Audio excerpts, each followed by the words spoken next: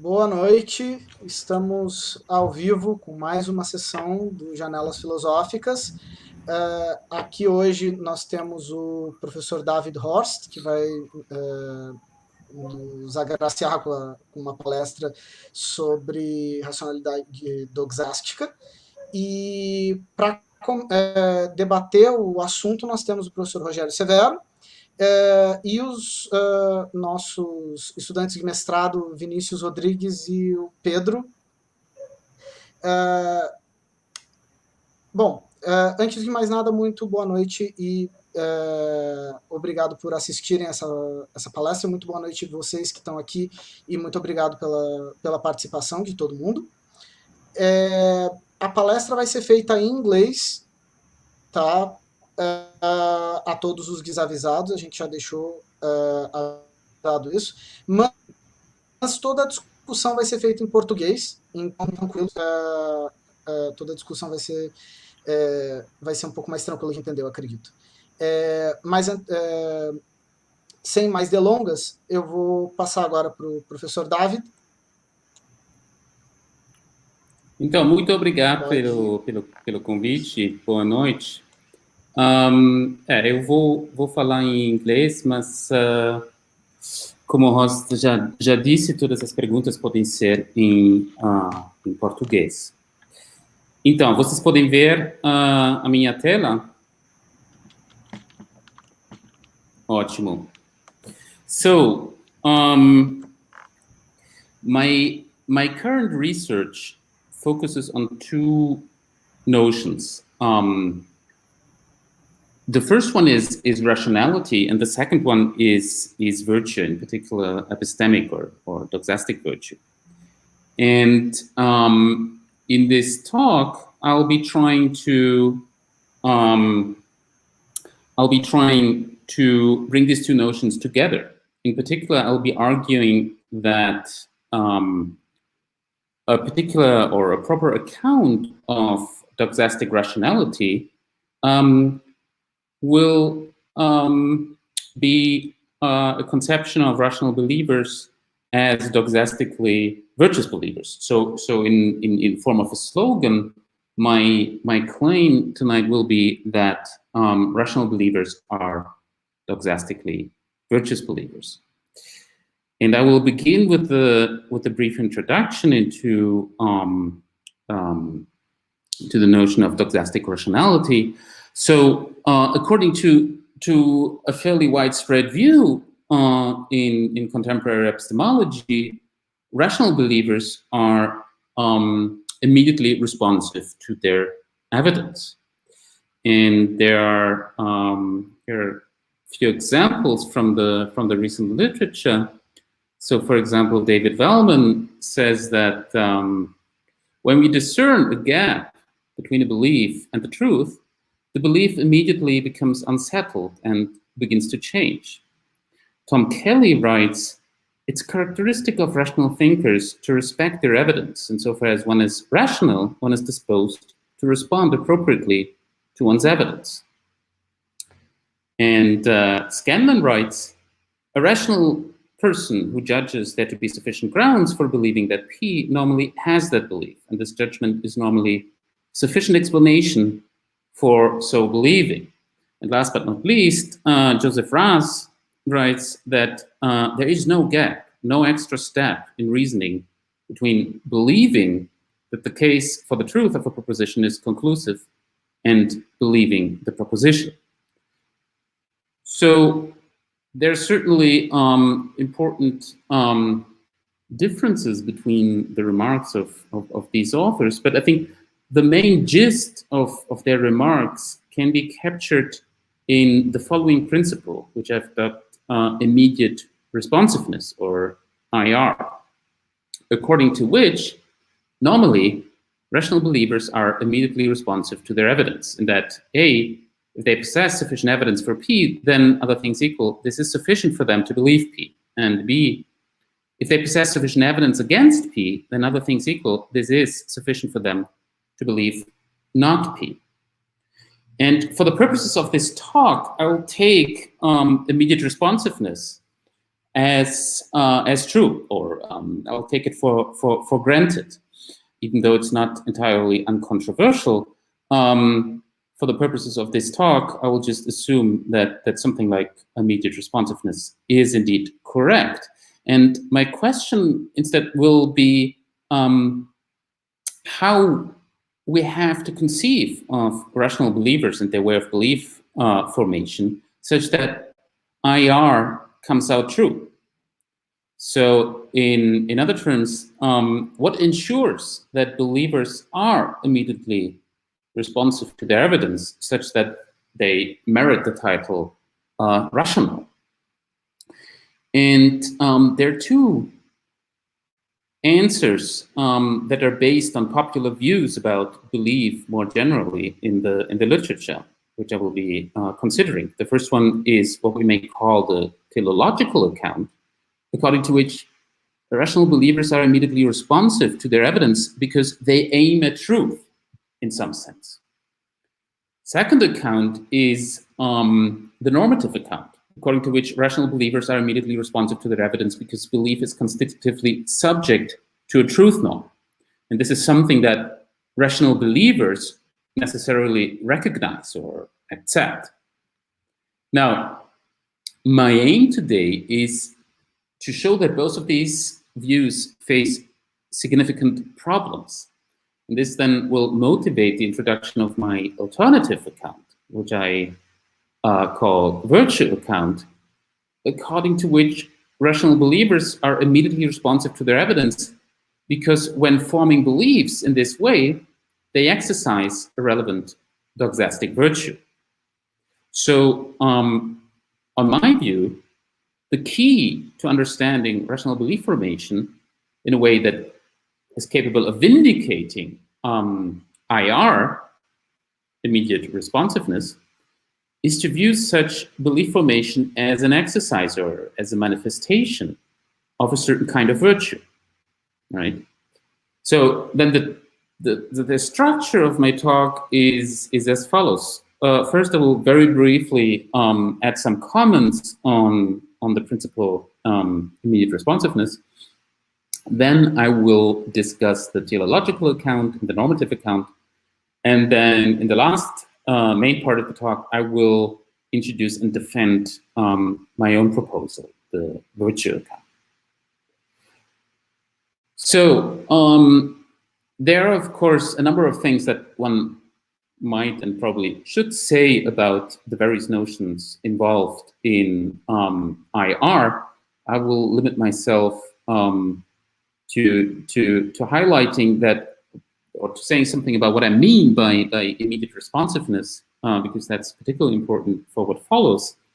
So by immediate responsiveness, I mean that normally possessing sufficient evidence for or against P is motivationally sufficient for rational believers to actually believe P or believe not P.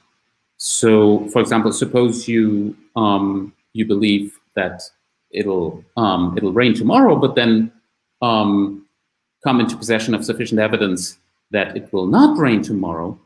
And so far as you're rational, you will respond to the change in your evidence by updating your beliefs in such a way that your beliefs reflect your new or your changed evidential situation. And you will do so, importantly, regardless of whether or not, I mean, at least insofar you're rational, you will do so regardless of whether or not you have any independent or external incentive to follow your evidence, right? For rational believers, possession of sufficient evidence for or against P is typically enough for them to actually form the belief that P or the belief that not P. With regards to the notion of evidence, I want to remain as neutral as possible. So I don't take a stand, and it's not necessary for the purposes of my argument to take a stand on whether or not we should understand evidence along internalist or externalist lines, whether we should understand evidence in terms of non-factive mental states or rather in terms of facts or true propositions. Same goes for evidence possession. I will for the purpose of this talk, I will remain as neutral as possible on how we flesh out this notion. Similarly, I'm not taking a stand here on, and I think IR is in fact compatible with, or doesn't commit one to taking a stand on whether or not there are practical reasons for belief. Okay, so let's move on to considering the first of the two standard accounts that I'll be discussing. First one is the teleological account, and this account of rational belief formation builds on a very popular idea among not just epistemologists, but I mean philosophers more generally, according to which beliefs aim at truth, right?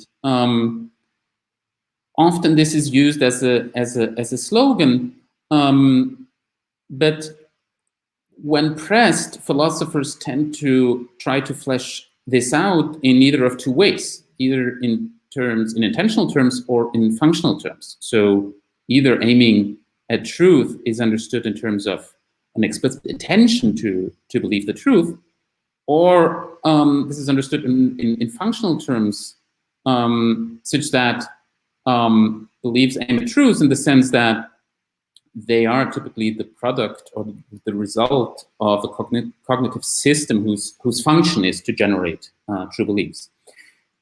And for reasons of time, I will only focus here on the first way of fleshing out aim talk, namely on the intentional account. So according to the intentional account, rational belief formation is admittedly evidence responsive because when forming beliefs in this way, you intend to believe the truth. This view crucially relies on an analogy between, on the one hand, rational belief formation and, on the other hand, how ordinary intentions explain our responsiveness to certain considerations. So consider the following example. Suppose you're a tourist in Paris intending to visit the Louvre. I mean, suppose that's from a time when there was still tourism. Upon seeing a sign indicating that the line to enter the museum, to enter the Louvre, is to your left, you respond by turning left and take your place in the line.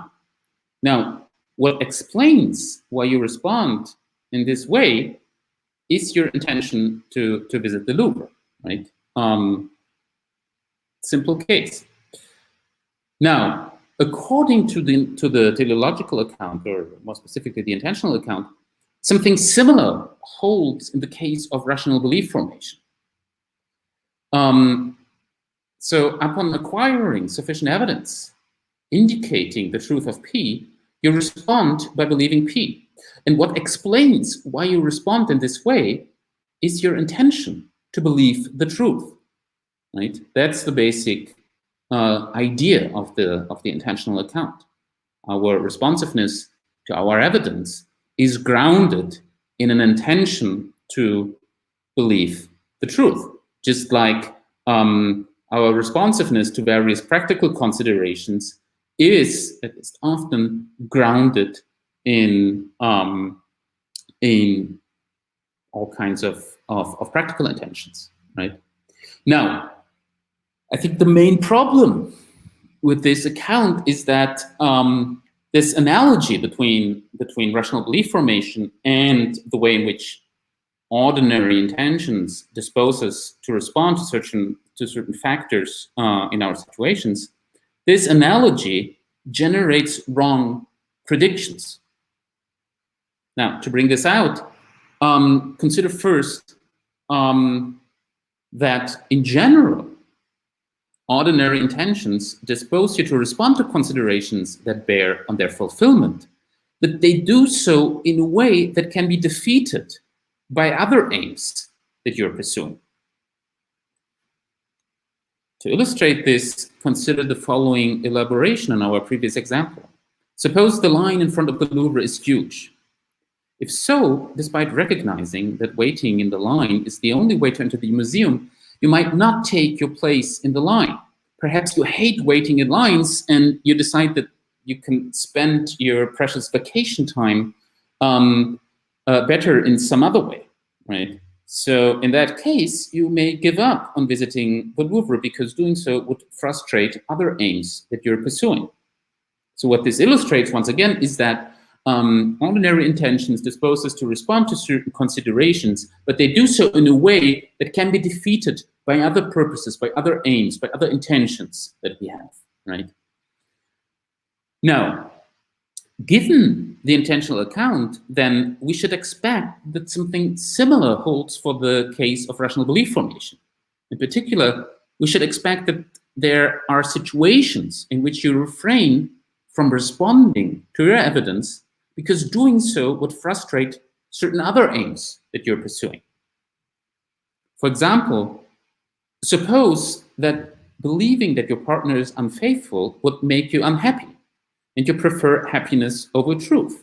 If so, even if you had excellent evidence for your partner's infidelity, given the intentional account, we should expect that you would refrain from believing that your partner is unfaithful, right? Because in that case, you prefer happiness over truth. But of course, this is the wrong prediction. If something like IR is indeed true, then when a rational believer has sufficient evidence for P, she will respond by believing P, regardless of whether or not she has any other aims that might be frustrated by adopting this belief. There might be some ways of trying to improve on the intentional account. For the sake of time, I will skip that here. We may come back to this issue during Q&A if someone is interested in possible ways of improving on the intentional account. But the upshot is that the intentional account, since it is built on an analogy between rational belief formation and the way in which our ordinary intentions dispose us to respond to certain considerations, this account fails because this analogy generates a number of wrong predictions. Now, the normative account. The normative account is built, again, on a very popular idea among many philosophers, namely that belief is constitutively subject to a norm of truth. And this, one might plausibly think, provides us with this idea that belief is constitutively subject to a norm of truth. This idea provides us with the material for an adequate account of rational belief formation that is capable of vindicating IR. And such an account would roughly be the following. Rational belief formation is immediately evidence responsive because belief is subject to a constitutive norm of truth. And rational believers necessarily recognize or accept this. This account makes two claims. First one is that it is part of what it is for an attitude to be a belief that it is subject to a norm of truth, such that a belief is correct if and only if it is true. And second, that rational believers are such that they recognize or accept that beliefs are correct if and only if they are true. Now, the question for us is whether or not 1 and 2 really do imply that we are, or that rational believers are immediately responsive to their evidence. Or more precisely, our question is, given that you recognize or accept that believing P would be correct if and only if P were true, does this ensure that if you encountered sufficient evidence for P, you would immediately respond by believing P, right? And I think the answer is clearly no. Because being subject to a constitutive norm doesn't necessarily imply that one is moved by considerations that bear on how to comply with that norm, right? And here's an example to bring this out. Many philosophers think that assertion is subject to a constitutive norm of truth, such that affirming P is correct if and only if P is true. But it does not follow that, I mean, even if that's true, it does not follow that you can't affirm, or that it is in any way difficult to affirm P while recognizing or accepting that affirming P is incorrect.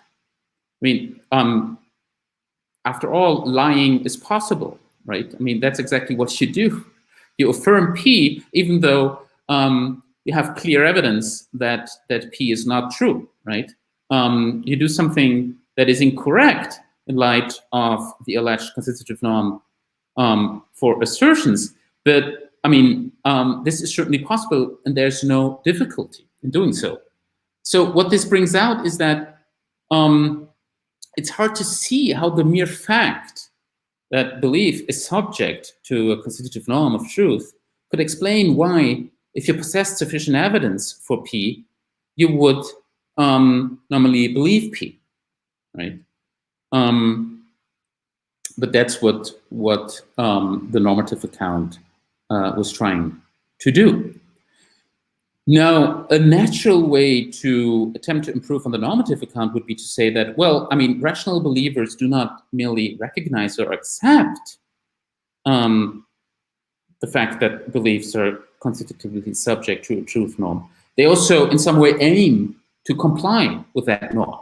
And that is what motivates them to respond to considerations that bear on whether or not a given belief is correct. The problem with this, with the response, or with this attempt to improve on the normative account, is that it clearly shifts the explanatory burden from constitutive norms to aim directness, right? And so it inherits all the problems of the teleological account that we discussed earlier. Now, I'm not claiming that these brief considerations show that the teleological account or the normative account are hopeless. But I think the previous considerations do enough to motivate looking for an alternative account of rational belief formation that is capable of vindicating the IR principle. And what I want to do in the rest of this talk is defend the following proposal. Namely that the key to an account of rational belief formation that is capable of indicating IR is to view such belief formation as an exercise of doxastic virtue. So my proposal is the following, that rational belief formation is immediately evidence responsive because when forming beliefs in this way, you exercise or manifest a relevant doxastic virtue.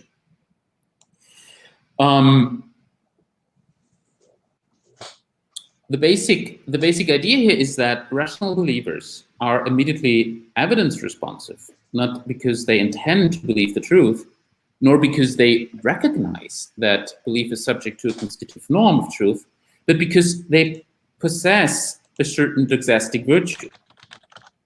So, on my view, the doxastic power at work in rational belief formation belongs to a more abstract category of power, other instances of which are familiar moral or ethical virtues, such as justice or benevolence or courage. So I've drawn a bit of a pathetic picture that's supposed to illustrate the structure of my account. So, so my idea is that it's possible to specify a generic notion of virtue, and doxastic virtues and ethical virtues are species of this general notion of virtue, right? And to flesh this out, I will do two things. First, I'll sketch an account of virtue in general, right?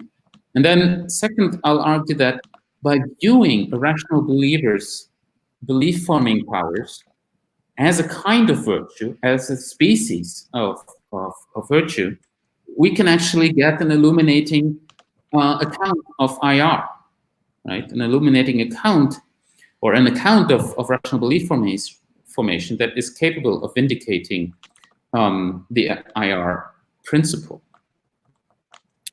So let's start with virtue in general. I'm taking a broadly Aristotelian approach here, and in particular, I'll introduce the notion of virtue by contrasting or by comparing it with the notion of skill, because I think that the distinguishing features of virtue, the ones that distinguish virtue from skill, are precisely the ones that turn out to be helpful in giving an account of rational belief formation that is capable of indicating IR. So first I'll consider some similarities between virtue and skill, and then I turn to their differences. So I take it that virtue and skill are both certain kinds of excellences. Excellences are powers that dispose their subjects or their possessors to reliably perform well within a certain domain under appropriate conditions, of course. Where performing well typically is a matter of responding to considerations that bear on what counts as getting things right in the relevant domain, that is relative to the fundamental norms of, or fundamental standards of that domain. So, for example, consider a skilled chess player. A skilled chess player is someone who's capable of performing well within the domain of chess, typically by performing chess moves in response to considerations such as the position of the pieces, the available moves, etc., that bear on the fundamental norm or aim of chess, which I take to be checkmating one's opponent. Now, an example of a virtuous person, consider a kind person. A kind person is someone who is disposed to perform well within the domain of kindness, roughly the sphere of other people's needs. Typically, by acting in response to considerations such as another person's suffering that bear on the fundamental norm of kindness, roughly to help others in need. So far, so similar. Now let's consider how virtues and skills differ. And to bring this out, I've put two examples on the handout. The first one is an example from the domain of chess. So while playing chess, you may recognize that moving your knight in a certain way would be an excellent chess move. Still, you might not move your knight. This wouldn't automatically call into question your skillfulness as a chess player. You might want to spare your opponent an embarrassing defeat, or you might have been bribed to make a bad move, or perhaps you've simply lost any interest in continuing to play. In neither of these cases would it be shown that you're somehow not skillful at playing chess, right? None of these cases undermines our ascription of skillfulness to you as a chess player, right? And now contrast this with an example of virtuous action, acting kindly. Suppose you encounter a person in need of your immediate assistance. You recognize the situation for what it is, and you're fully capable of providing relevant assistance. So other things equal, if you really are a kind person, you will provide relevant assistance. if you do not provide assistance, this certainly demonstrates a lack of kindness, because after all, acting kindly, assisting others in need, when and where kindness is called for, simply is what being a kind person is all about. Now, I think what these two examples bring out is the following. These are the lessons I would like to draw from these kind of examples, and there are, of course, countless others one could give. First, I think these examples suggest that virtue is a kind of power that disposes one to be unconditionally responsive to considerations that bear on what counts as right to do in light of the norms of virtue. That is, when a virtuous person realizes that fine is the right thing to do in light of these norms, then she will normally respond by fine, right? If she doesn't, or if a person is in a situation where it's clear that fine would be the virtuous thing to do, but this person is not fine, then this immediately raises questions about whether or not this person really is truly or fully virtuous. Right? Now, on the other hand, this skill is a kind of power that disposes its subject or its possessor to be only conditionally responsive to considerations that bear on what's right to do in light of the relevant skills norms. Conditional on an independent motivation to comply with these norms. And independent in the sense that the relevant motivation is not provided for or implied by the relevant skill itself. So when a skilled agent realizes that fine is the right thing to do in light of these norms, then this by itself doesn't settle whether or not she will actually fine. Whether or not she will actually fine will depend on an independent desire or an intention or a decision to engage the relevant skill and comply with the skill's norms. So another way of putting this is to say that skills need not be exercised. So, for example, the world's most skilled basketball player might be in a situation where he could easily score, but decide that he won't, for whatever reason, take the shot in that situation, right? That would not necessarily undermine her skill, right? By contrast,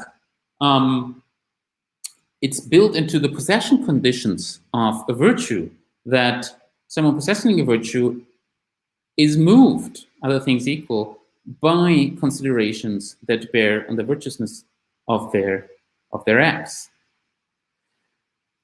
Now,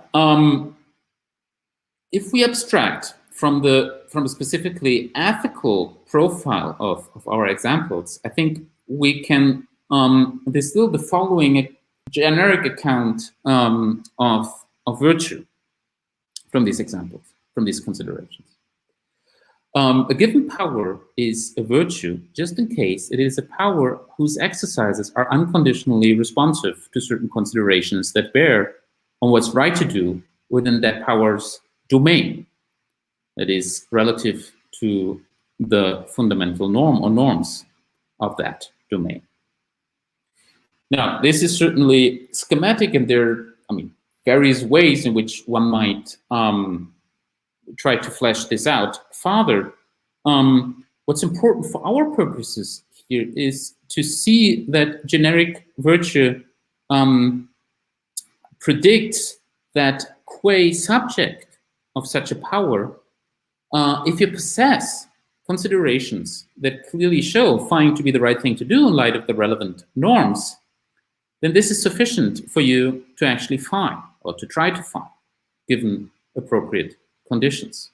Right? That's the important implication of generic virtue for us.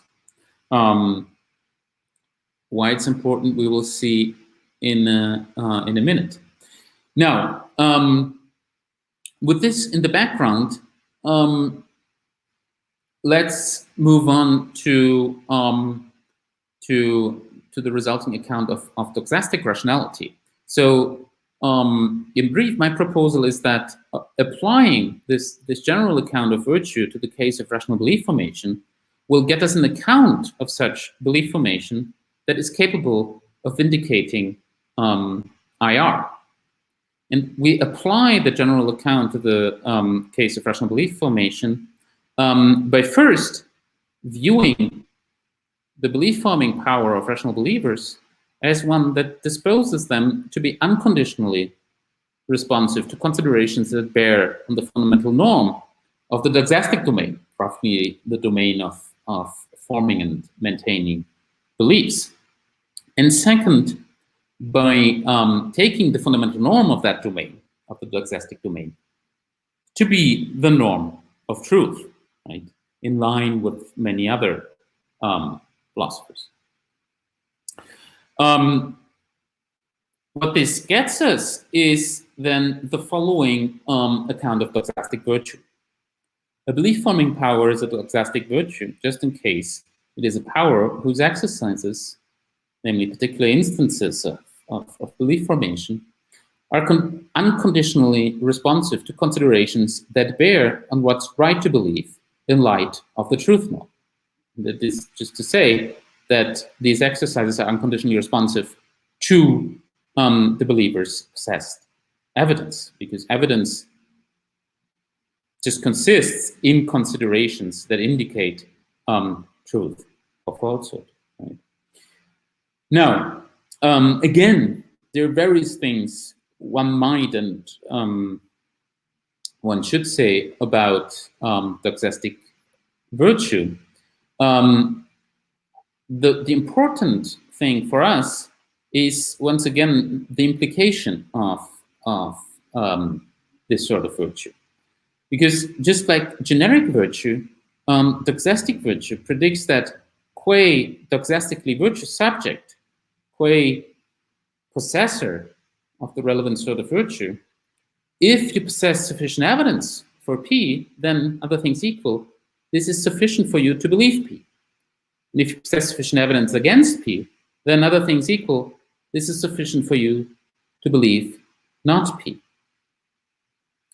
So, in other words, doxastic virtue vindicates IR.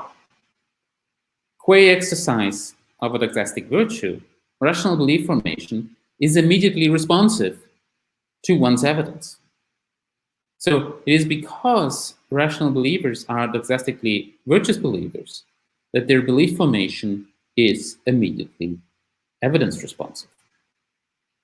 And this, the virtue account, according to which rational belief formation is immediately evidence responsive, because when forming beliefs in this way, you exercise the relevant doxastic virtue. Now, the upshots of this account, I think, are the following. First, virtuous agents and rational believers, I mean, if the foregoing is on the right track, then virtuous agents and rational believers are structurally similar in an important respect, namely with regards to the sort or the kind of responsiveness that they exhibit.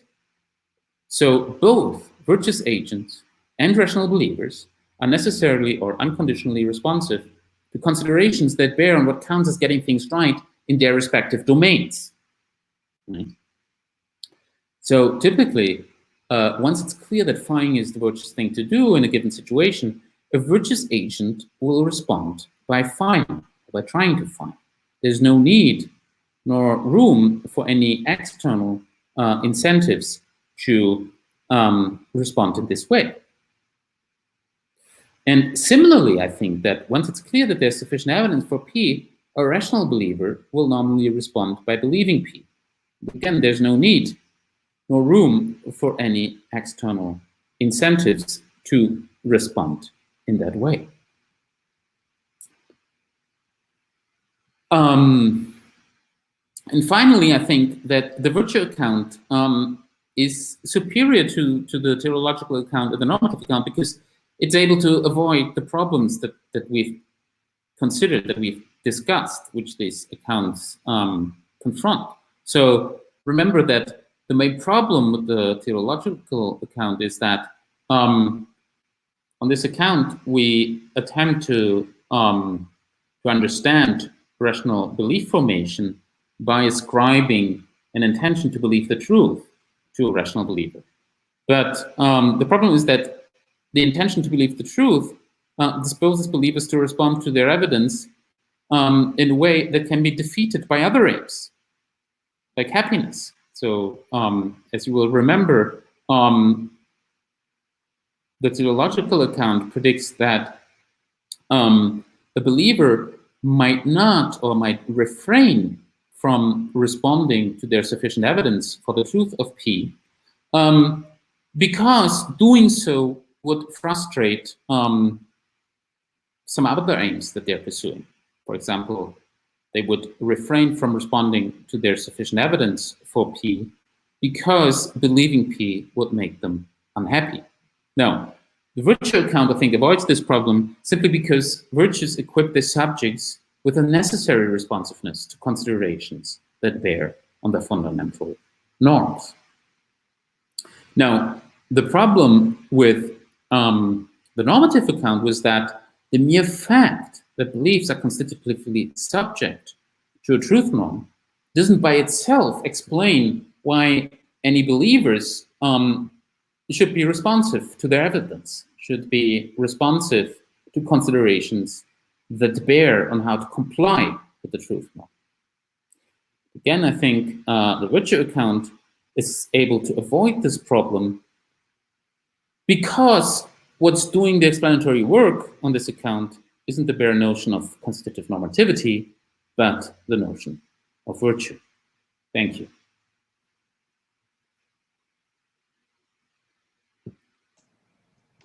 Muito obrigado, professor Davi. Antes da gente passar para a discussão e afins, eu só queria deixar claro que a lista de presença já está nos comentários, tá? Quem precisar. E agora eu vou passar a palavra para os debatedores, né?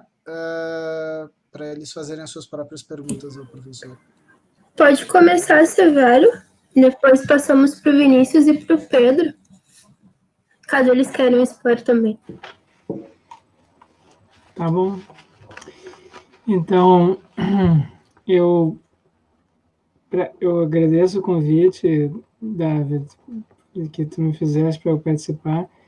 E, como sempre, esses teus trabalhos são de altíssima qualidade, então é até difícil, né, para mim, assim, formular perguntas, porque eu não sei bem se eu entendi tudo, assim, os detalhes, né, mas o que eu posso dizer antecipadamente é que me parece o teu trabalho super bem amarrado e construído, e fino, né, assim, na análise conceitual.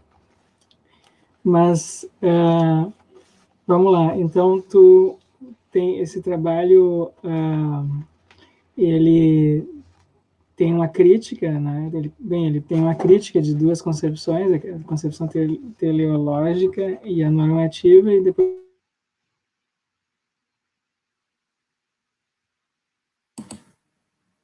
Eu não tinha vindo mais. O Severo travou. Acho que daqui a pouco ele vai. Vamos passar. Voltou. Sor, tu tinha travado, se tu puder retomar a tua sessão. Ah, tá.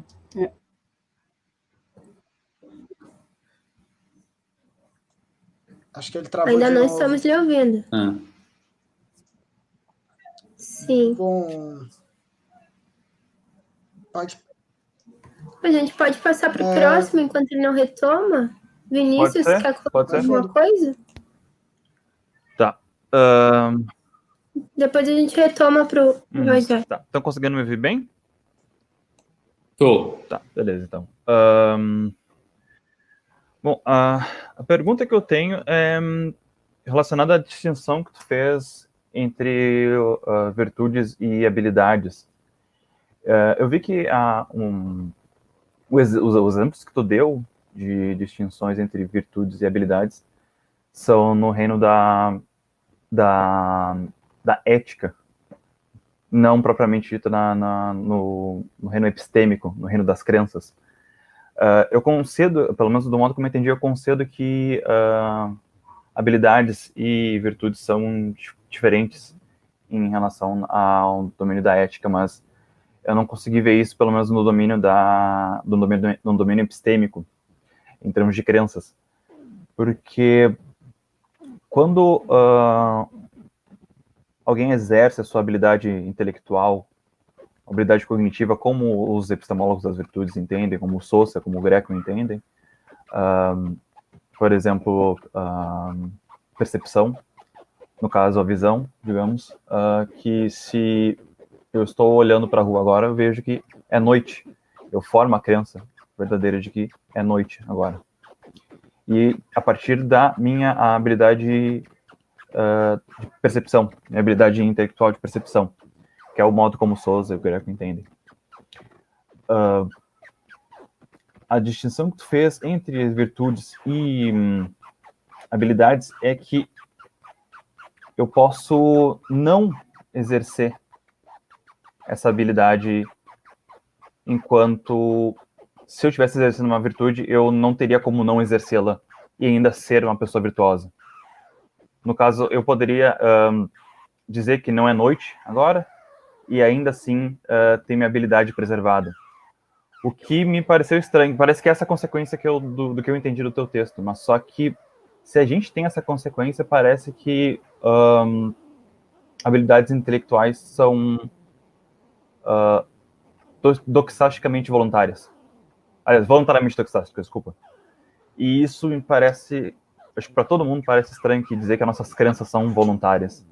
Então, parece que, essa é a pergunta para mim, que no reino epistêmico, eu não consigo ver tão claramente essa distinção entre virtudes, essa distinção que tu faz, né, que é crucial para a tua teoria, entre virtudes e habilidades. Eu queria que tu explicasse um pouco melhor. Excelente, muito obrigado, Vinicius. Então, eu vou responder em inglês se está ok. So, exactly, I mean, you've described, I think the distinction between virtue and skill, exactly how I intend this distinction to be understood, and it is precisely because of that skill is the wrong model to understand epistemic competences, right? I think you're also exactly right on the way in which you've described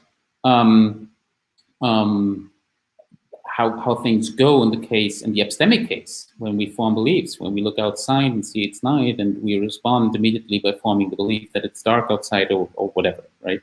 That there's no, it's not a matter of choice whether or not we respond in that way or not. We're necessarily responsive, right? That's the way I put it. But it's precisely because of that feature of our epistemic competence or powers that skill is the wrong model for these competences or powers. So my only complaint with regards to people like Sosa is, I mean, as you will know, Sosa's go-to example is archery. He attempts to understand epistemic competences on the analogy or on the model of archery skills. But my point is that this is the wrong model, precisely because an archer might be in a situation where he or she can take an excellent shot, right? A shot that is likely to hit the bullseye, to hit the target, but still decide not to take this shot, right, this would not automatically undermine their skillfulness at archery, right? But in the epistemic case, if I were to refrain from believing P when it's clear to me, or when I recognize that P is likely true, then this would reflect badly on my competence as a believer, right? So precisely because of that, I think that there is a crucial disanalogy which prevents us from, or which should prevent us from, trying to construe or understand epistemic competences on the model of archery, right?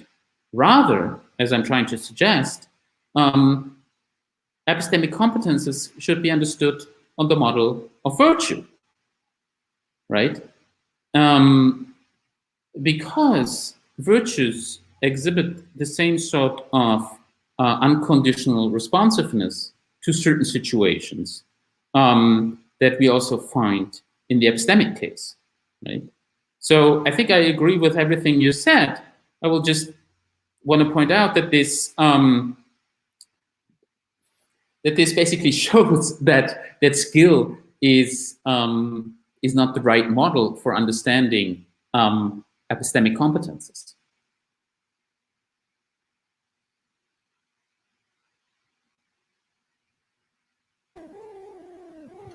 Sim, sim. Posso continuar? Pode, por favor. Pode? Pode. Tampa um tempinho. Depois a gente passa para o professor Rogério. Sim. Não, como toda analogia, né, ela tem certas limitações. No caso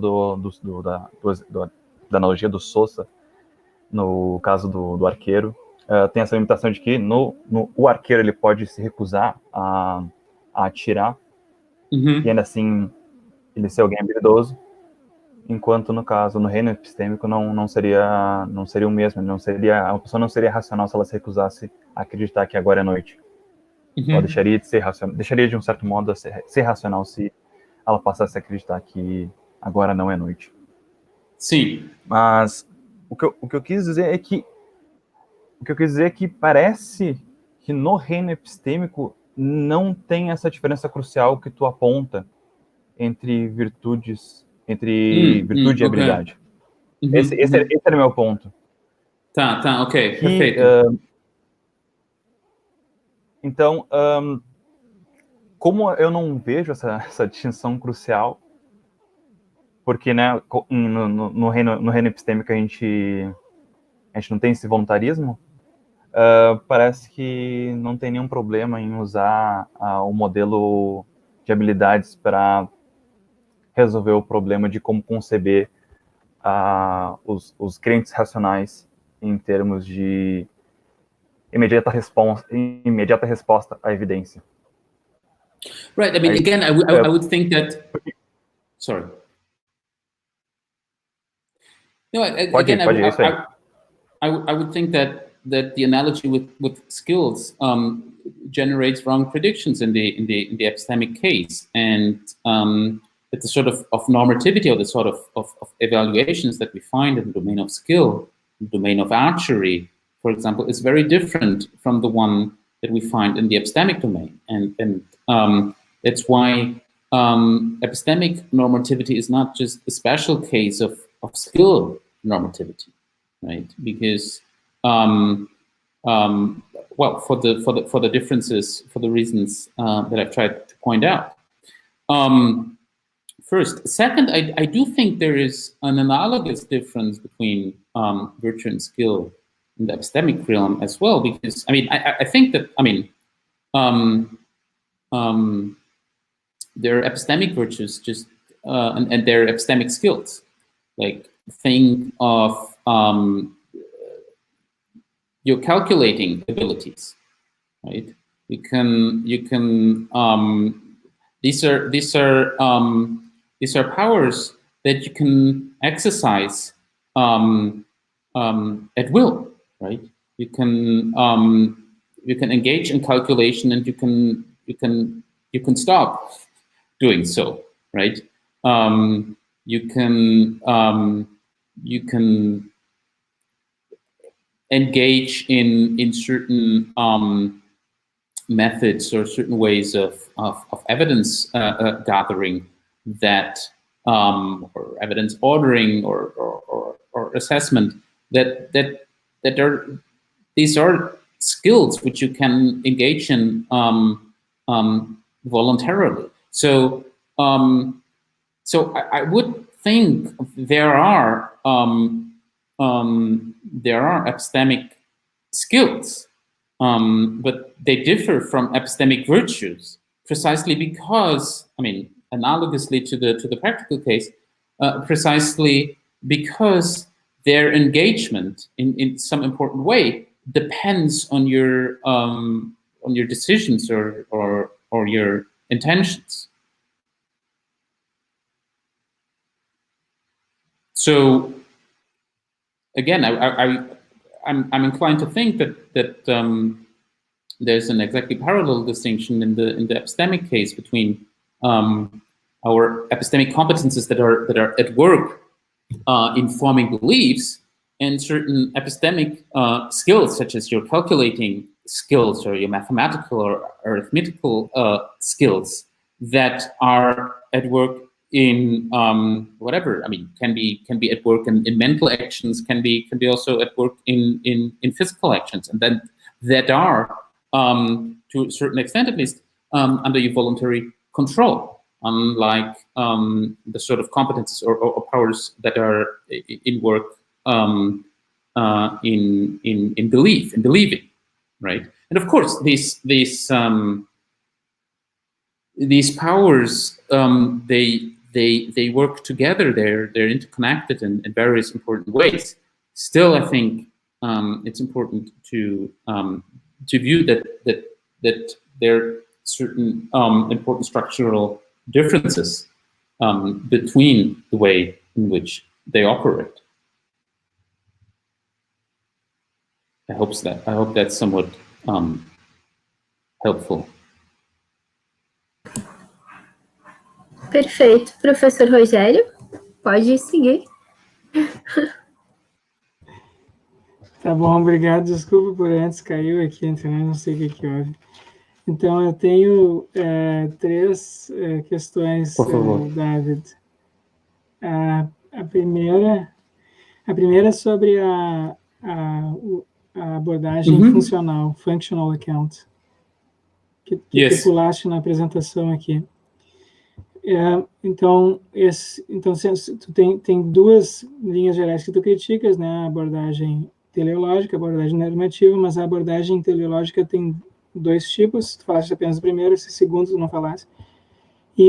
Mas tu rejeita todos eles, certo? E eu queria perguntar aqui sobre as razões pelas quais tu está rejeitando essa abordagem funcional. Porque a abordagem essa funcional, ela é descrita, tu apresenta ela da seguinte maneira: uma formação de crenças racional é imediatamente sensível às evidências, porque a formação de crenças consiste em operações de um sistema cognitivo subpessoal, cuja função é produzir crenças verdadeiras. E tu questionas o fato, né, dessa função que produz crenças verdadeiras ser legada aqui a um sistema cognitivo subpessoal, porque tu argumenta que os casos paradigmáticos de formação de crenças racionais não são produzidos dessa maneira subpessoal, e tanto é assim que a gente é capaz de oferecer razões para louvar ou criticar, né? Quando uma pessoa diz que acredita em tal coisa e ela está certa, a gente louva ela por isso, e quando a pessoa acredita em uma coisa falsa, a gente critica ela. Só que a gente não faria isso se essas formação de crenças fossem, digamos assim, inconscientes, né? Elas acontecessem automaticamente, sem o controle da pessoa, como, por exemplo, tu dá o exemplo do sistema digestivo. Ninguém critica outra pessoa porque ela tem má digestão, por exemplo, né? A pessoa está com dor de barriga, né?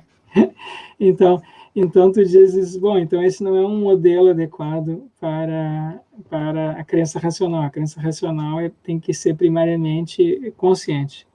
Mas eu queria te questionar sobre isso, porque parece que uma boa parte das crenças racionais que a gente tem são produzidas, pelo menos em parte, por processos inconscientes ou subpessoais. Por exemplo, a percepção, né? A percepção. Eu não tenho, assim, eu olho para um objeto e imediatamente eu formo a crença. Eu olho para um objeto azul aqui do meu lado, vermelho, e imediatamente eu formo a crença de que há um objeto azul ou vermelho ao meu lado. E eu não tenho nenhuma consciência dos processos que levaram à formação dessa crença. O processo de formação de crenças é inconsciente. Da mesma maneira, quando a gente tem, assim, por exemplo, um sujeito que é muito bom de matemática, né? Então, ele faz cálculos muito bem. Então, tu apresenta um número para ele, ele te dá a resposta rapidamente. Quando essas pessoas se tornam muito habilidosas nisso, né? Quanto mais elas praticam a matemática, né, mais inconsciente isso tende a ficar. Então, parece que há uma correlação assim invertida, né? Essas são as coisas lá que o pessoal, os inativistas, né, o Vinicius, o Eros, aí tem estudado essas coisas, não sei se o Pedro também, e eles chamam atenção para isso, né? Então, os processos, quanto mais habilidoso uma pessoa se torna em processos cognitivos, mais a tendência é disso se tornar inconsciente. Então, eu não sei se... Então, eu te pergunto sobre isso, porque parece que tu está desconsiderando esses casos aqui quando tu faz essa crítica à abordagem funcional. Yes, thank you. Very good. So, I mean, my main reason, as you I think pointed out correctly, my main reason for resisting the functional account is that, if you like, it situates irrational belief formation on a level where I think a crucial or essential feature of not just epistemic rationality, but rationality in general, is being lost. And this is precisely the fact that we can, I mean, saying that an attitude or an action is rational or irrational has implications for the normative standing of the subject, right? So, but this implication is lost if we, so to speak, outsource rational belief formation to some subpersonal cognitive systems, right? So that's all. I mean, that's all I'm saying. Now, how exactly we gonna understand the difference between subpersonal and person level attitude formation is then, I think, a further question, right? And one proposal might be that in personal belief formation there is some necessary involvement of awareness or consciousness, right? But certainly, if that was true, then we would have to understand that in a way that this does not undermine the immediacy of rational belief formation to the relevant factors. To for example, your example was perceptual evidence, right?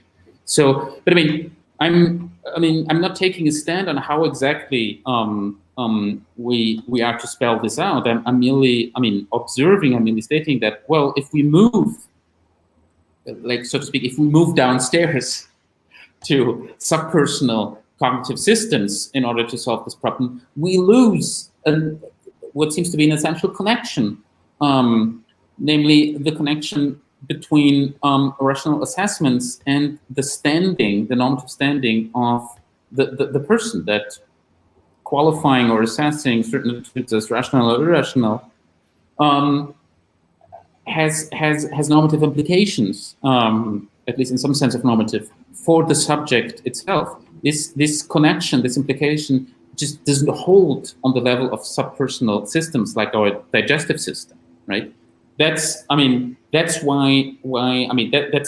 the only reason why I'm rejecting the functional account. I'm not rejecting the functional account because it does not give consciousness a prominent enough place. Whether or not the appeal to some sort of consciousness or reflectiveness in order to spell out the difference between subpersonal and personal is the right way to go is, I think, a further very complicated, very controversial question. And my opinion on that is that if that's the right way to go, then certainly we have to understand the relevant form of awareness or consciousness such that it does not interfere with the immediacy of the relevant form of responsiveness, right? But for the purposes of this talk, I think, or for the purposes of my argument, I don't want to take a stand, or I don't want to commit myself to any more specific way of spelling out the difference, or fleshing out the difference between the subpersonal and personal. Ok. Eu vou voltar a esse assunto depois na terceira pergunta, tá? A minha segunda pergunta é sobre a normative account, a abordagem normativa. E essa é uma abordagem que diz o seguinte: se em que uma crença, a formação de crenças é racional, se ela é imediatamente sensível às evidências, por causa de que as crenças dos sujeitos essas crenças estão sujeitas a uma norma constitutiva de verdade. Mas aí quando tu apresentas tu apresentas essa concepção como contendo duas afirmações, né? Como implicando duas afirmações. Uhum. A primeira é que a parte em parte o que significa ter uma atitude, para uma atitude ser uma crença, é que ela está sujeita a uma norma, de tal modo que a crença é correta se e somente se ela é verdadeira. Então, o sujeito é racional se ele está sujeito a uma norma de verdade. A crença é racional, a formação de crenças é racional se ela é constituída ou está sujeita a uma norma de verdade. E essa norma de verdade é tal que a crença é correta se ela é verdadeira, certo? É isso? No, not exactly. So the idea is that, I mean, everyone agrees that rational belief formation is belief formation that's immediately responsive to our evidence. And now we want to know what it is about believers, rational believers, and their way of belief formation that vindicates that view of epistemic or doxastic rationality. And the normative account says that, well, rational believers are immediately evidence responsive because, first, belief as such is subject to a norm of truth, of correctness, and second, that rational believers are such that they necessarily recognize or accept this norm. That's the that's the normative account, right? These two things are supposed to then account or explain why rational believers are immediately responsive to their evidence, and in that sense count as doxastically rational. Sim. Eu não sei se eu entendi bem, então, essa parte, porque depois tu apresenta razões para rejeitar essa concepção e aí tu dá como exemplo o caso da asserção, né? Porque as asserções também estariam sujeitas uma norma desse tipo, né? Quando a gente assere alguma coisa, essa asserção é aceitável se ela é verdadeira, ela não é aceitável se ela é falsa. Então, nós estamos sujeitos a esse mesmo tipo de avaliação, mas, obviamente, nós podemos fazer asserções falsas. Então, para mim não ficou claro, porque me parece que o caso da asserção me parece diferente do caso da crença, né? Tu chega a discutir isso mais adiante. Mas tu rejeitas essas razões para considerar isso como sendo relevante, né? Eu acho que, para mim, ficou parecendo que o caso da asserção é diferente, porque no caso da crença, se eu aceito a maneira como tu apresentaste aqui, né, a abordagem normativa, dizendo que a crença racional é constituída, né, por essa subjeção à norma da verdade, se eu aceito essa constitutividade, então me parece que não tenho como ter uma crença que quer dizer assim, parece que se algo não está sujeito a essa norma, segundo essa definição, então não é uma crença racional. Isso é diferente do caso da asserção, me parece. Porque no caso da asserção pode haver esse descolamento aí entre a verdade e a assertividade, né? Eu posso ter uma asserção que é falsa. E no caso, mas se eu defino dessa maneira o que é ser racional, o que é para uma criança ser sensível às evidências, se eu defino dessa maneira, que significa que ela é constituída por uma sujeição à norma de verdade, então isso parece impossível. Então parece que tem uma diferença entre o caso, parece que tem uma diferença entre o caso da asserção e da crença. Right, thanks. So, I mean, maybe my criticism of the normative account in the most general terms is that being subject to a constitutive norm does not by itself imply that one is motivated or moved to comply with that norm, right? Constitutive normativity does not give us that, but that's what we want. That's what we need in order to account for immediate evidence responsiveness. Now, I do, of course, part of my point is that believing and affirming are very different. But my point is that their difference, or at least rational belief, is very different from affirmation. But their difference does not consist in the fact that the one is subject to constitutive norm and the other isn't, right? According, at least to many views, also it is part of the sort of speech act that is affirmation, that a correct affirmation is a true one, right? Mm-hmm. And so some people say that it is part of the sort of attitude that the belief is that a correct belief is a true one, right? And I'm saying that this might be true, and it might also be true that we recognize that, or at least insofar as we are rational, that we recognize and accept that. But these two things taken together, they will not explain why I am necessarily moved to form beliefs in response to considerations that show those beliefs to be correct in light of the constitutive norm. Being subject to a constitutive norm by itself does not entail that we're motivated to comply with that norm, always. And this is what is brought out by the case of affirmation. Yeah. Okay, but if you don't comply with that norm, then you're not being rational.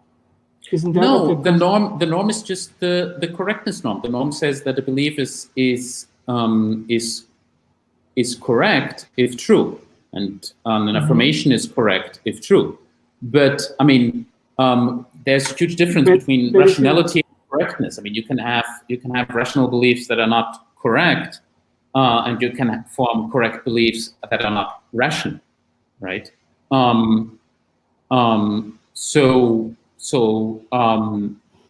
It's not the same, right? I mean, the correctness norm is not the norm of rationality, right? It's just the normative account. The correctness norm is part of the explanation of rationality. Evidence responsiveness is constituted by being subject to that norm, right? That's the normative account says that evidence responsiveness requires two things: belief being constitutively subject to the norm of truth, and that rational believers somehow recognize or accept that. Ok. Bom, não sei se bom, vou ter que voltar isso aqui depois, porque eu não sei se eu entendi. Não está claro ainda para mim porque exatamente por que tu acha que a asserção seria um bom contra-exemplo, né? Because it's also a case where something is subject to constitutive norm, and that's recognized by most of us. But this does not show that we're necessarily motivated to conform to this norm, because it's simple. I mean, it's simple. I mean, lying is possible. Okay, but what I'm not getting is where is this motivation requirement coming from? Because if you're talking about something being constituted by something else, then by definition it cannot be otherwise. No, I mean the idea of constitutive norms in that context is that it is constitutive for belief or for affirmation that they can be evaluated as either correct or incorrect, depending on whether or not they conform to the norm of truth. That this norm is constitutive does not mean that we cannot violate this norm. Right? I mean, it's because that they're false beliefs. Sure, but they're false affirmations. Doesn't it follow that if you do violate the norm, then you're not being evidence responsive?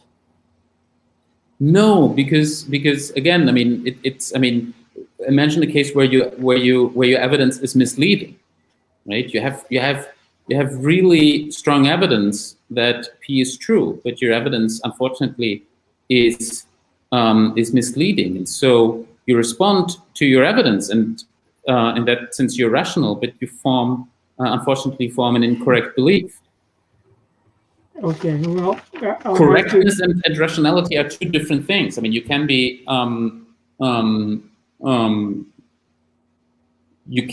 rational. You can have a rational belief in the sense that you respond to your evidence. But this belief can still be incorrect. Sure, I get that, but I'm not sure how is it that what role the notion of constitution is playing here, because usually when you talk about something constituting something else, then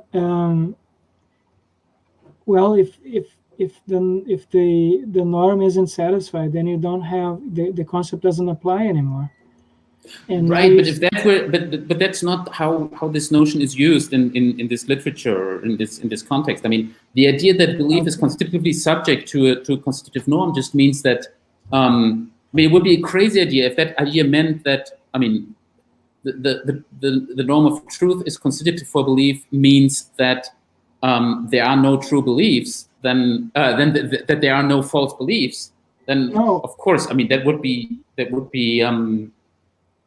would be crazy. No, well, I thought that what was meant was that if you are responsive to evidence, what does it mean to be responsive to evidence? It means that you are subject to a norm of truth, right?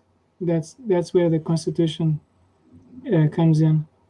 But if you are subject to a norm of truth, then whenever you deviate from that norm, you're not being rational. Well, that Right. cannot be true because that's not the idea. I mean, that's not the idea of the normative account, and I think it's no one's idea really, because I mean, you can deviate from the norm of truth while being rational, and you can also, ignore all your evidence and believe P, and as it happens, P is true. Right. So you've been completely irrational, but just by coincidence, you've formed a true belief, and so in that sense, complied with the norm of truth while being rational. So these two things are different. Okay. Well, I guess I'll have to reread this portion of your paper then, because I don't think I got it right. Anyway, I have another question, which is please. About your contribution. Só rapidinho, antes de tu ir para a tua terceira pergunta, só como a gente entendeu um pouco nessas duas questões, eu gostaria de passar para o Pedro e depois a gente retorna para a tua pergunta. Sim, pode ser? Só se o Pedro não tiver nenhuma colocação, não sei. Não, até tenho, mas não me importa se o professor Rogério quiser continuar. Não, vai lá, Pedro, depois eu volto. Ok. Bom, primeiro, boa noite, David. Obrigado pela apresentação, pelo paper. Boa noite aos demais. Tenho duas perguntas. A segunda é muito relacionada à pergunta do Vinicius.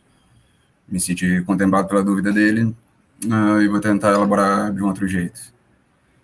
Mas a primeira pergunta é sobre a própria distinção, entre o modo como tu faz a distinção entre virtudes e habilidades, que parece implicar, bom, são tipos distintos de poderes, de potências, e parecem ser categoricamente distintos, quer dizer, um não é um tipo de outra.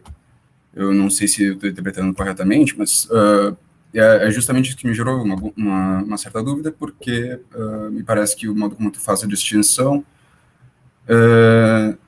implicaria, bom, ou pelo menos é compatível com a gente conceber virtudes como um tipo de habilidade, certo?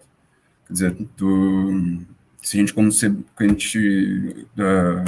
conceber potências, powers, em geral, como definidas de acordo com as condições de satisfação, de sucesso do exercício dessa capacidade, bom, então parece que é possível, por exemplo, uma pessoa realizar um ato bom e não ser virtuosa, não ser uma pessoa boa por isso, por exemplo. Ou seja, a diferença entre virtude e habilidade, entre a posse de uma virtude e a posse de uma habilidade, seria simplesmente a resposta imediata e inequívoca dentro dos contextos apropriados, certo? Mas, enfim, isso faria da virtude um tipo de habilidade. Eu acho que isso acaba, já que tu trouxe o exemplo do cálculo, né? Se a gente concebe, em particular, o processo de formação de crenças como exercício de uma virtude, e o cálculo, tu mesmo disse, é um exercício de uma habilidade, certo? Parece, então, que a gente pode conceber o cálculo, o exercício de uma habilidade de calculatória, sem a formação de crenças. Isso me parece muito estranho. Porque se tivesse a formação de crenças face às evidências que tu tira dos passos calculatórios, tu teria, então, o exercício de uma virtude, ou seja, de uma capacidade distinta. E isso me parece muito estranho, porque me parece que, bom, se uma pessoa não forma a crença, seja qual for um espaço que ela dê, durante um cálculo. Se a cada passo ela não forma a crença de que x dividido por y é igual a z, parece que ela não está calculando. Então, o processo de formação de crenças parece ser constitutivo do exercício de uma habilidade, certo? De uma maneira que a tua distinção categorial entre habilidades e virtudes não deixa transparecer. E aí, indo na direção da pergunta do Vinicius, me parece que tu, tanto na tua abordagem, na tua proposta positiva, quanto nas críticas que tu faz à abordagem intencional, à abordagem funcional e à abordagem... qual é a terceira? Normativa? Normativa, isso. Parece estar pressupondo que o processo de formação de crença é uma ação intencional, o que é problemático, eu acredito, certo? Quer dizer, uma ação intencional. A comparação que tu faz no caso do account intencional, certo? O sujeito quer ir ao Louvre, quer visitar o Louvre, ele se depara com uma placa dizendo que a fila para entrar no Louvre está à esquerda, ele, então, se dirige à fila para a esquerda, e essa reação dele de se dirigir à fila à esquerda é uma ação intencional que ele realiza como meio para aquela ação final que ele quer, certo? Aquela ação intencional final que ele quer. Então, e tu compara isso com o processo de formação de crenças, quer dizer, o sujeito a responsividade imediata a evidências no processo de formação de crenças não pode ser devido às intenções do agente de crer verdadeiramente, porque outras intenções poderiam atrapalhar, certo? Eu não vou entrar nos outros dois, mas acho que tá claro que tu chama bastante atenção para um tratamento como se fosse uma ação intencional, o processo de formação de crenças, né? E acho que se a gente tirar isso de lado, talvez dê para salvar algo do account intencional. Tu disse que talvez quisesse voltar a isso, pode ser uma ocasião, então, né? Que é, bom, tu disse ali o account intencional é rational belief formation is immediately evidence responsive because when forming beliefs in this way, you intend to believe the truth. Isso é plenamente compatível com uma conexão entre intenções e evidências, que não vai no sentido de como eu reajo intencionalmente às evidências, mas no sentido de como as minhas intenções determinam a minha sensitividade a evidências, certo? Que, como o Rogério lembrou, é algo que está bastante em voga, quer dizer, nas ciências cognitivas. O modo como o que a gente quer fazer num momento determina aquilo em que a gente presta atenção, em primeiro lugar, e aquilo que a gente é capaz de fazer determina aquilo que a gente é capaz de prestar atenção, certo? Então, não sei, alguém que seja indubitavelmente competente em uma certa área, certo? Em coletar evidências para determinado tipo, sei lá, um neurocientista vendo evidências da efetividade de uma nova droga, enfim, para causar tais e tais efeitos. Se essa pessoa está pensando na briga que teve com a filha no café da manhã, é bem possível que ela passe reto por algumas evidências e não que estão na frente dela, quer dizer, nesse sentido, e, enfim, não deixe de ser sensível. Nesse sentido, a intenção em jogo de acessar a verdade de uma proposição é determinante para a sensitividade à evidência, certo? E, embora isso não torne o processo de formação de crença, de maneira alguma, uma ação intencional. É isso. A lot. So let let me. These are excellent points. I mean, let me try to. I think there were three main points. The first one concerns was a question about how skill and virtues, epistemic virtues, relate, right? And I mean, I'm totally happy to acknowledge that, like, for example, in exercising your epistemic skills, for example, your calculating skill, you also need to form beliefs, right? So for a successful calculation, you also need to exercise your doxastic virtue of forming beliefs. But the fact that virtue is, in that sense, or epistemic competence is necessary for a successful exercise of your calculating skills doesn't make them the same kind of power, right? I mean, you can have one thing can be necessary for another without these two things being the same thing, or even things or instances of the same type.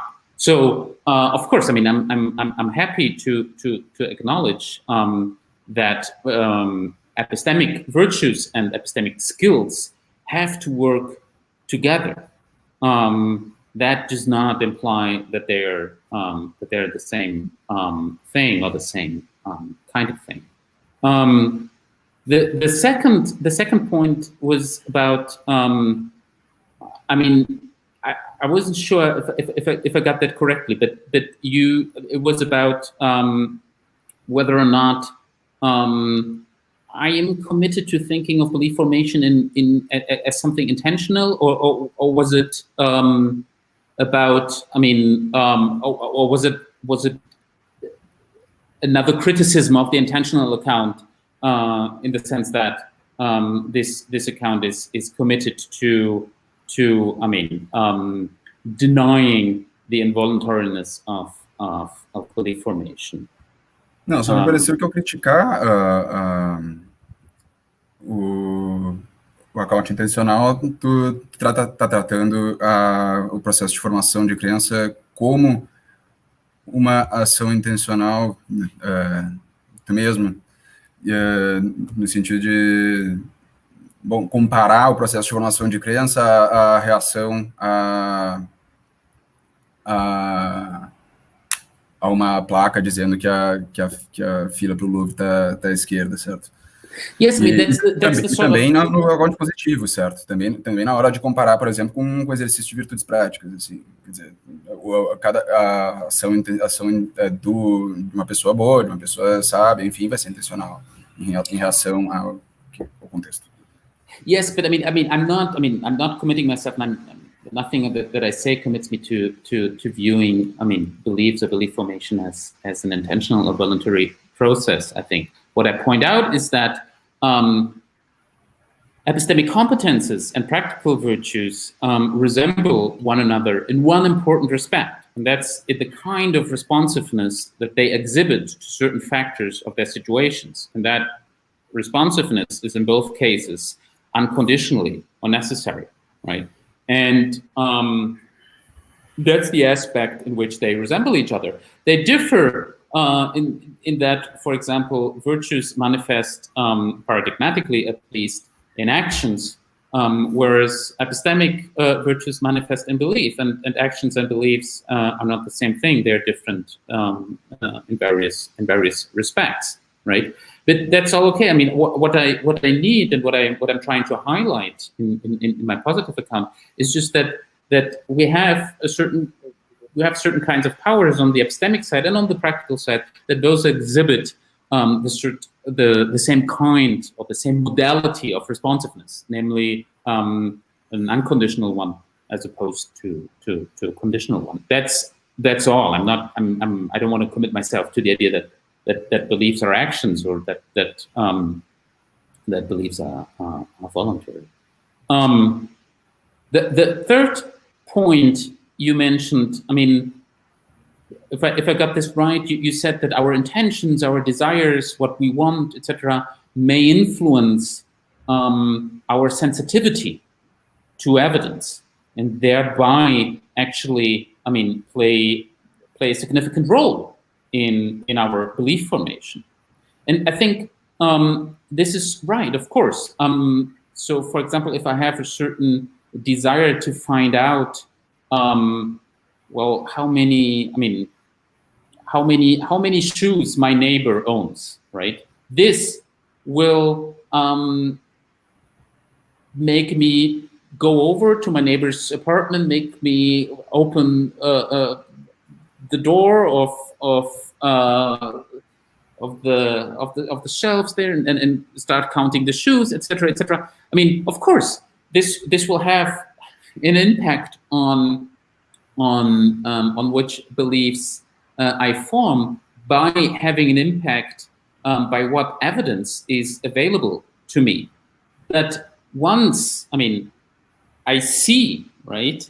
I open the thing where the person has their shoes, right? And I see, well, there are only 2 pairs, right?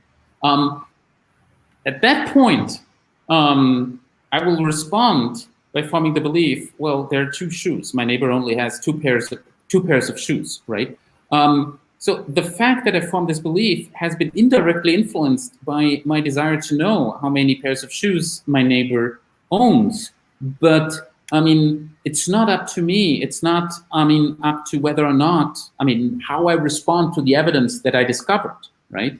At the moment where the evidence is there, where it's clear to me that, well, the answer to my question is 2 pairs, then my response by forming the belief that he or she owns 2 pairs of shoes is not something that is, again, up to or dependent on my intention to comply with the evidence that I uncovered.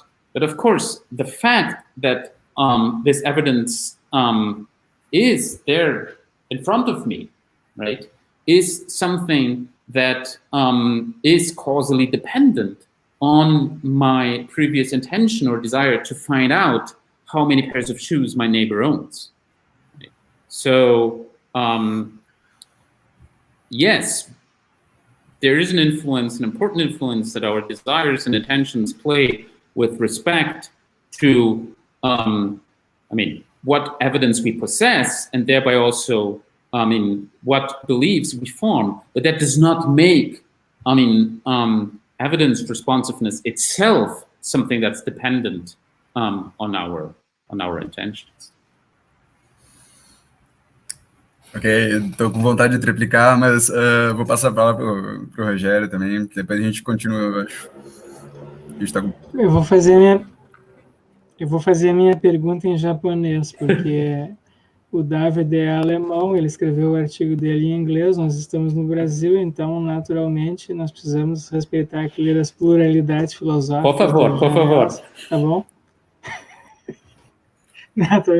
Não, a minha pergunta é sobre a terceira parte da caracterização da virtude doxástica. Virtude doxástica, então, virtudes em geral, né, tem que ser responsivas, eu não sei como é que se diz isso em português. Sim. Incondicionalmente sensíveis, talvez, incondicionalmente sensíveis ao contexto, incondicionalmente sensíveis não ao dá para falar responsível, não. Isso não existe em português. Eu não sei se a gente inventa agora. Podemos criar essa palavra, né? Não tem nenhum problema. Estou inventando um monte de palavras cada dia. O David inventou uma nova palavra, não tem problema. É uma palavra técnica, não tem problema. Talvez nem exista em português, em inglês isso também, não sei se existe. Mas, enfim, as pessoas... Não, na literatura tem. Mas, assim, eu não entendo... Olha só, a minha pergunta é, como é que tu concilia isso aqui, essa responsividade incondicional, com o que tu disseste sobre a abordagem funcional? Tá? Porque tu disseste assim, essa abordagem funcional não é interessante porque, né, nós estamos aqui delegando a capacidade de formar crenças racionais para um sistema subpessoal, talvez inconsciente, certo? Mas eu pergunto, como é que a gente poderia ter uma responsividade incondicional que não fosse também produzida por processos inconscientes? Porque os processos conscientes me parecem todos condicionais, né? Eu fico pensando razões, tem isso, tem aquilo, eu tenho que considerar isso, tenho que considerar aquilo. Então, as respostas, assim, refletidas, né, racionais, elas em geral não são incondicionalmente responsivas. Então, eu acho que é justamente esse o ponto do pessoal das virtudes éticas, né? Eles dizem assim, olha, em geral a gente age eticamente sem razões. A gente age eticamente porque nós temos, digamos assim, uma disposição, né, que foi incorporada, uma sensibilidade, a gente aprendeu a ver as coisas, o mundo de uma certa maneira, e a gente reage a uma injustiça automaticamente e sem pensar até. E às vezes tu começa a pensar, tu já não age daquela maneira. Mas a sensibilidade dela leva ela a agir daquela maneira. E aqui é a mesma coisa. Eu tenho uma virtude epistêmica, quer dizer, eu aprendo a ver o mundo de uma certa maneira e reagir ao mundo automaticamente daquela maneira. Mas se essa resposta é automática, ela é incondicional, melhor dizendo, não sei se é automática, mas se ela é incondicional, então ela tem que ter esses elementos inconscientes, subpessoais, que tu está rejeitando lá na abordagem funcional. Então, eu não entendi como é que tu concilia esses dois aspectos, ou eu não estou entendendo direito. No, because I mean, I think that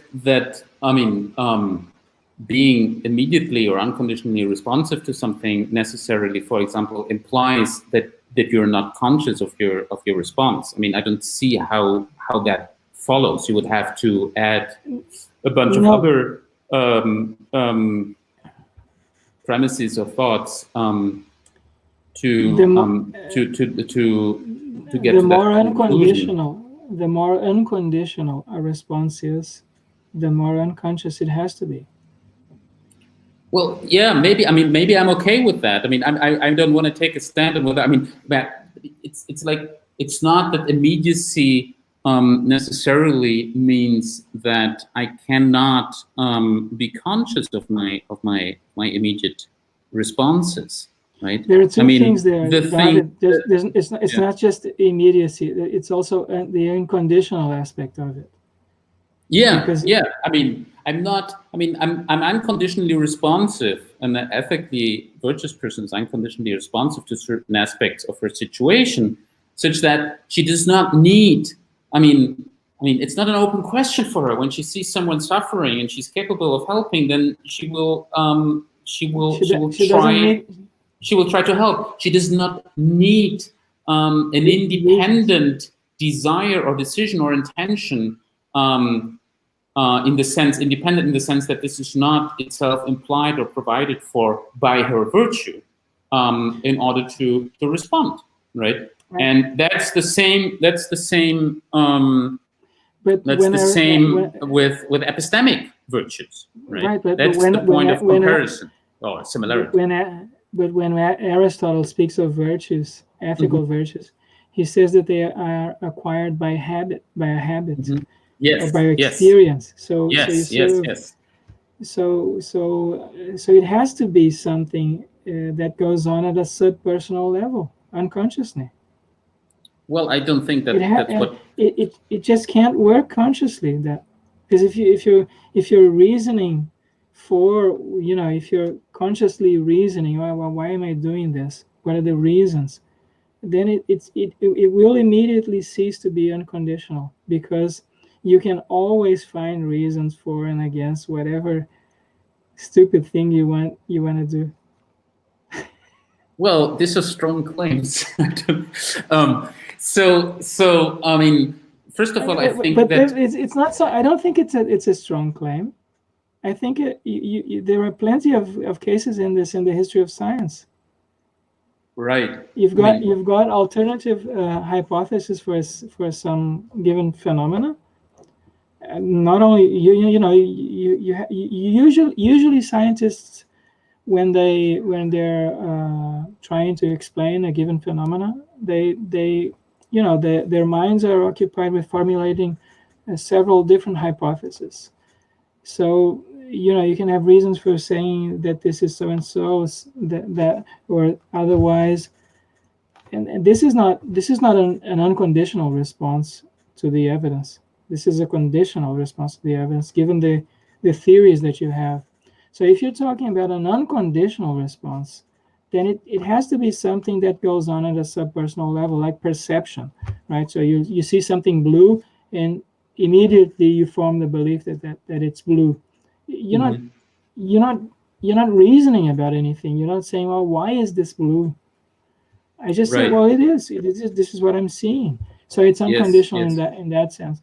But then, so it works for perception, but it might not work just as well for more theoretical reasons, theoretical beliefs. Mm-hmm. No, but I mean, I think that I mean, sometimes, for example, it takes time and a lot of reasoning to figure out what the evidence actually points to, right? And once this is clear, then your response is immediate, right? You don't need a further intention to, comply with what your evidence points to, and that's the same in the case of virtues. I mean, sometimes it's you need to weigh some of your reasons whether or not to find out to figure out what the virtuous response in a situation is. Not all situations are obvious immediately, right?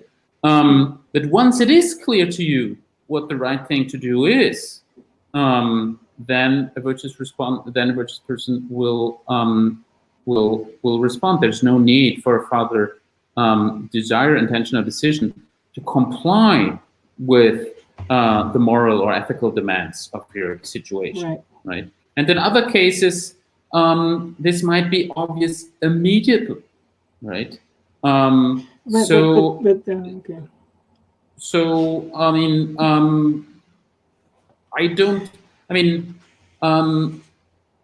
Just because we're immediately responsive to certain aspects of our situation, I think does not by itself entail that necessarily whether or not we're conscious of our responses or not. These are further questions. I'm not taking a stand on this issue, and I think I don't have to in this. For the purposes of this argument, right? Because, for example, skills. I mean, the exercise of our skills is often not, necessarily a conscious process, but in my sense, it is conditional, right? The exercise of a skill, because whether or not I exercise a skill will normally depend on a desire to exercise that skill, right? It's not that skills. I will not start exercising my building skills just because I see a bunch of bricks in front of me, right? Or I will not necessarily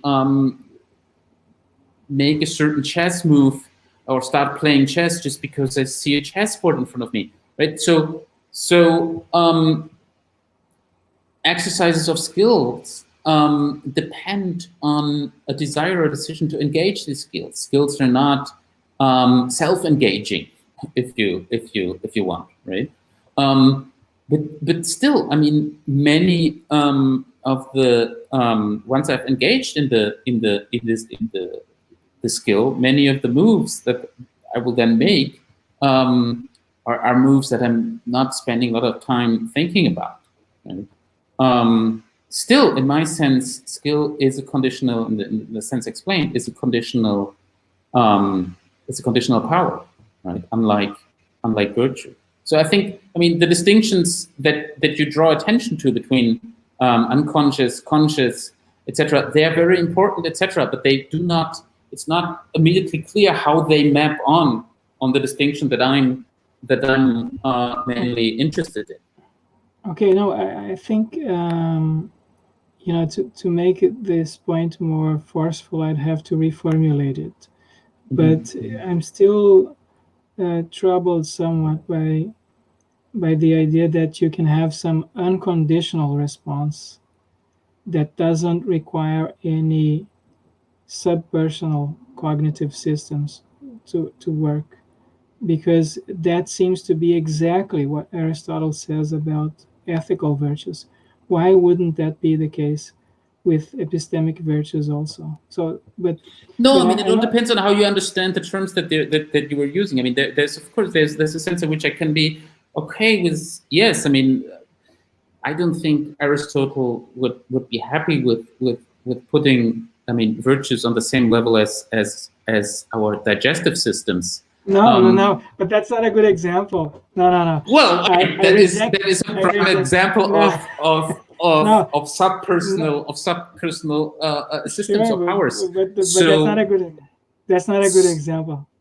So because but of course, I mean, it's part of my main point, right? That virtues in the practical and the epistemic case, possessors of virtues are immediately responsive to factors of their to aspects of their situations, right? And I mean, if you want to call this then this subpersonal or whatever, then that's fine. I mean, that might be a terminological issue then, but I mean, what you invite then is precisely these comparisons that you don't want, the comparisons with your digestive system, etc. Well, that's an extreme case. Perception would be a better comparison, because perception is mostly goes on at a subpersonal level. So you see things around you, but you have no idea how they're formed in your mind. Right. No, there's a way in which we can understand this, because I think perception is, forming beliefs, right, in response to what we see is a rational activity in my sense, right? And it's immediate, and so whether or not this, for example, implies necessarily that this is something that goes on unconsciously, I think is a further substantive question, right? I mean, it has to be unconscious, David. It has to be. Otherwise, it wouldn't work. I mean, this is what the psychologists and neuroscientists say. I mean, why would you reject that? Because it depends on. So I think this is, this is what I most liked about your paper, that you're willing to say that it is unconditionally responsive. I don't mind these implications. What I don't understand is that why the problem that I'm pointing out is that there seems to be two things going on here in your paper. On the one hand, you're asserting this unconditional response to the evidence in the Doxastic case, but you're rejecting the subpersonal cognitive systems of the functional account. Because, look, when I form a belief in response to what I see, right, I form a belief that there's a computer screen in front of me. I mean, it seems to me that I can come to know what I believe, or I can become conscious of what I believe in a very different way than, for example, I can come to know or become conscious of what's going on in my digestive system, right?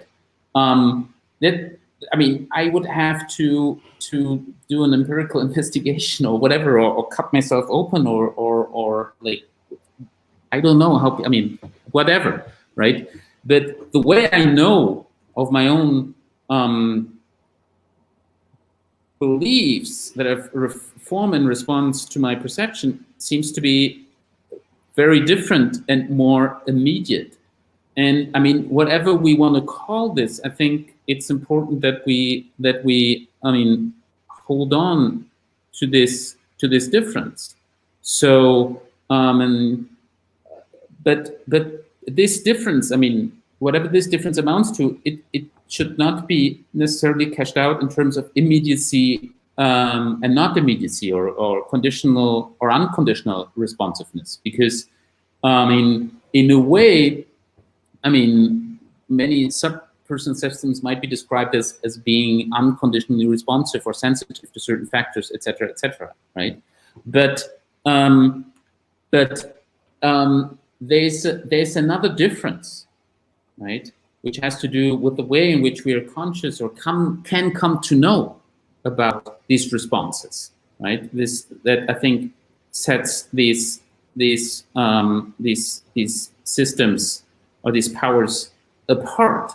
But for the purposes of this talk or for this argument, I think I don't want to enter into these issues. I just want to point out that by talking or using the term unconditional responsiveness or immediacy, I do not, or one is not committed to assimilating epistemic virtues or practical virtues to systems that work on a subpersonal level, such as our digestive system.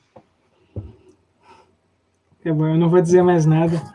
Eu não vou dizer mais nada. Eu tô ficando com fome já, de tanto falar no sistema digestivo.